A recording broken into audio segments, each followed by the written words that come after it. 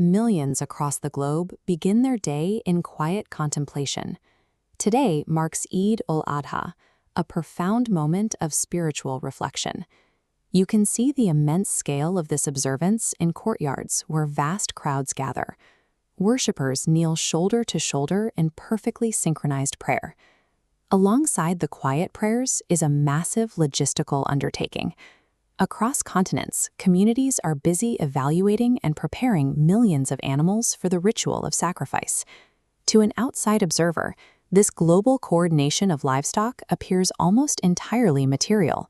It seems to be a visceral, physical event. Yet Islamic theology frames this specific act as a movement of inner surrender. Surah Al-Hajj clarifies that neither meat nor blood has any path to the divine. Rather, the ritual serves to measure the sincerity and piety within the human heart. The visible sacrifice acts as a container for an invisible internal test. To understand that internal test, we have to look back at the historical trial of Prophet Ibrahim.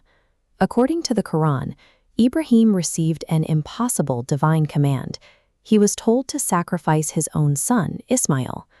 Ibrahim's response required a level of trust that defied human logic, maintaining a conviction in the divine plan, even while facing an incomprehensible emotional cost.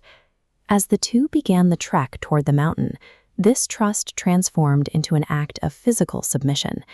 Ibrahim chose to place his Creator's command above his deepest earthly bond. The journey was filled with an agonizing silence. You have the fierce, protective love of a father, warring directly against the absolute necessity of divine surrender.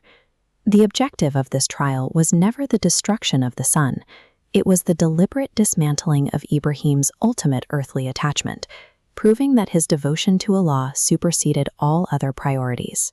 At the peak of the mountain, the tension reaches its breaking point. Ibrahim solidifies his intention and prepares to carry out the command. But the moment he proves his willingness to follow through, the physical act is instantly halted by sudden divine intervention. In place of his son, a ram is provided. This substitution reveals a crucial theological point. God seeks total surrender of the self, not the infliction of human suffering. We see the reward for passing this trial highlighted here in Surah As-Safat. The text describes glad tidings of a forbearing boy, confirming the immense spiritual reward that follows a successful test of devotion. From that day forward, the ram became a permanent symbol.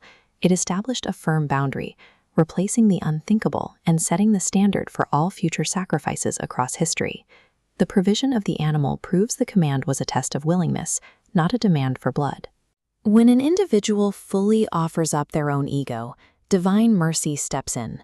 Today, Muslims around the world replicate this exact historical substitution.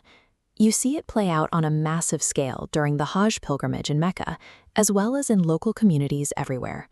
This act serves as a direct acknowledgement of the mercy shown on that mountain, turning a historical narrative into a living expression of thankfulness for one's own current blessings. This thankfulness is codified through strict rules for the distribution of the meat. 1/3 is kept for the family, 1 is gifted to friends, and the final portion is reserved specifically for those in need.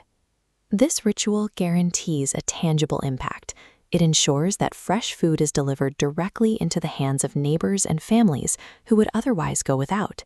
Because of this shared generosity, the atmosphere of Eid ul-Adha shifts. The solemn morning prayers give way to vibrant evening celebrations, illuminated streets, and community charity. People share meals and reaffirm their social bonds. Faith is manifested through the act of caring for the people around them.